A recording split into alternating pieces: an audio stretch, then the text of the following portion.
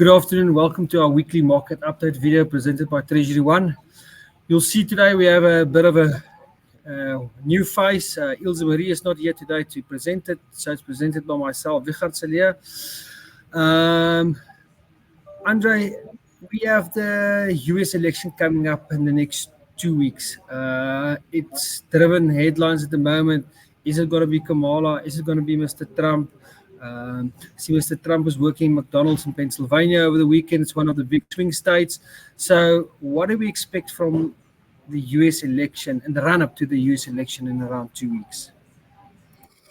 Yes, if we look at the elections and we look at the election polls coming out, then the polls is telling us that the possibility of a Trump win is becoming bigger and bigger, especially if we look at the some of the states and the electoral college votes. Now, three impacts.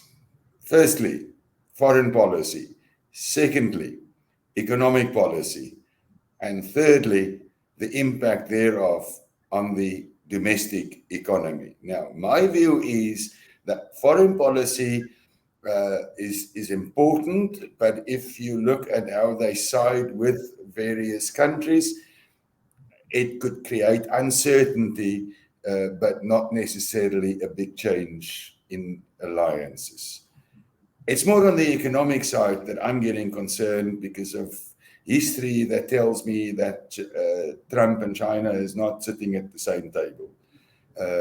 And that could have an impact on the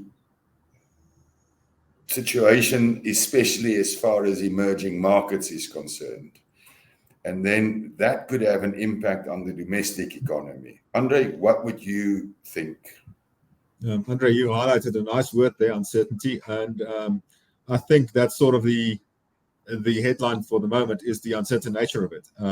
First off, will the loser, if it's a close rate, concede gracefully? Will they go quietly into the night? Will it be disputed? I think that just brings in a lot of uncertainty as well. And as you rightly mentioned, we know with Trump 1.0 that he went after China. Will he still impose the tariffs? What will the first part of the uncertainty be? And normally in uncertain markets, we usually see that the dollar strengthens quite aggressively. And if there's a flight of capital out of emerging markets because the world's scared. And I think in the short term, that could be the case should this uncertainty hold up. Okay, so then we throw into the bag. We've seen last week that there was a cut in interest rates by the European Union. We throw into the bag there that their economy is definitely in a worse shape than what the American economy is.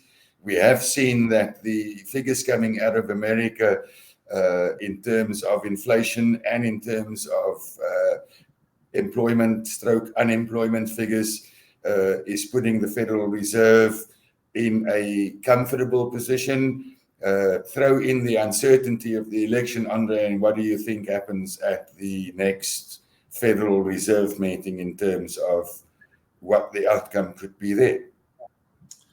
I think initially when we started the year, everybody was talking about 6 cuts that was going to happen in America. We've sort of seen with the economic data that's out that wasn't the case. I think with the American economy not looking too bad, that it will be a tight call. I think markets are setting up for 2 further cuts in the initial short term. And I won't be surprised. And I still think there's going to be a 25 basis point cut, but I won't be surprised if the conservative nature of where the Fed is at the moment, as you said, they're in a comfortable position, that they won't necessarily be aggressive with cutting interest rates going forward. I think it's going to be a lot will be data dependent, but I think it will be a cut at the next one. So Andre alluded to data dependency at this stage. So now if we go back to not the US economy anymore, but we look forward to the South African economy, we get some data this week from the inflation front. And we expect inflation in South Africa to dip below 4%. So, Mr. Cilliers, what do you think about the inflation? And Mr. Botha, both of you, inflation in South Africa, driving interest rates at this stage. Okay, so I'm on record that before I've said that when the United States did cut their interest rates by 50 basis points, that we should have cut by 50 basis points as well, and we missed the opportunity and we didn't. And now inflation is expected to come out below 4%, and that below 4% is well below the 4.5% midpoint, and should make the monetary policy very, very happy. The uncertainty surrounding the American inflation, if you purely look at below 4%, I think there's room for a 50 basis point cut. Throw into the bag the discussion that we've had just before this surrounding the uncertainty of the American inflation and the uncertainty of that on the value of the dollar. I'm willing to say that if we see the rand spiking because of the outcome in the American election, that will make the South African monetary policy very, very cautious and will lead to them, in spite of an inflation rate being fairly low, still just bringing through a 25 basis point cut. If the election plays out reasonably well, then we could see the South African Reserve Bank becoming a little bit more aggressive and go for a 50 basis point cut. And that's just my 5 cents worth of. Yeah, André, you eloquently put exactly what I wanted to say. I'm in agreement with you. I think just the conservative nature of the SARB and the MPC would lead you to believe that it will be a 25 basis point cut just by the way they normally go. But as you quite rightly said, there was scope for a 50 basis point cut.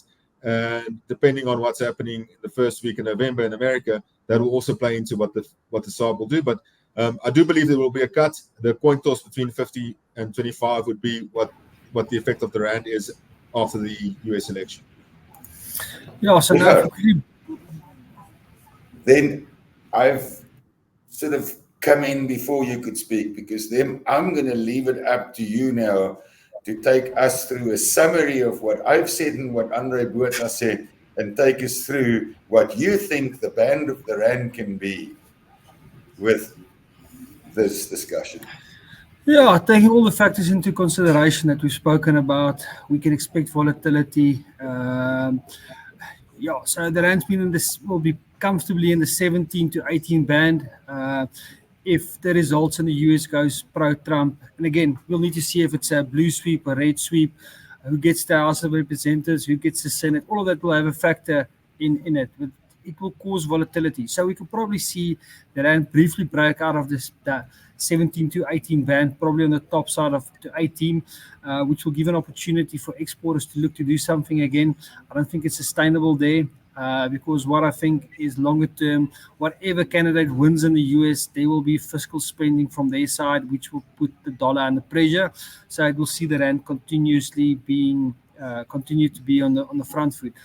André Botha mentioned that the MPC is normally conservative, and I'm on the same bandwagon that they will only cut 25 basis points, which will help us keep our interest rate differential and carry trade a little bit better. Other side of the coin is we see gold up at record highs. Our terms of trade is still well, with oil prices being down, which is helping our inflation keep under wraps below 4%. So our biggest import component, which is inflationary, is down significantly, which helps our terms of trade, which also helps the support. We've seen the GNU come in, which is positive for the rand, and the sentiment is still there. We've seen inflow into our government bonds. So all that positive sentiment still is there in the currency, which will aid the rand. So for now, to sum it up, I think the rand's comfortable in the 17 to 18 range for the next 6 to 9 months. If anything stays as it is at the moment, with brief periods of breakouts on either side. So for now, happy to trade that range. I don't know if anybody wants to add anything to it. The only thing that I will add is that I think the next 2 weeks could be giving a little bit of volatility. And as you said, if it hits the upper side around the 18s, definitely an opportunity for exporters. And if it hits the bottomish end around the 17s, definitely an opportunity for importers. But that's all I can add. Yeah, so on that note, I just want to say, André Ciliiers, thanks for joining us today. We look forward to having a discussion again. With the lead up to the election, we'll definitely bring you some more videos about the US election, so keep a lookout for that. And on that note, we'll end it off today. See you next week again. Cheers. Thank you. Thank you.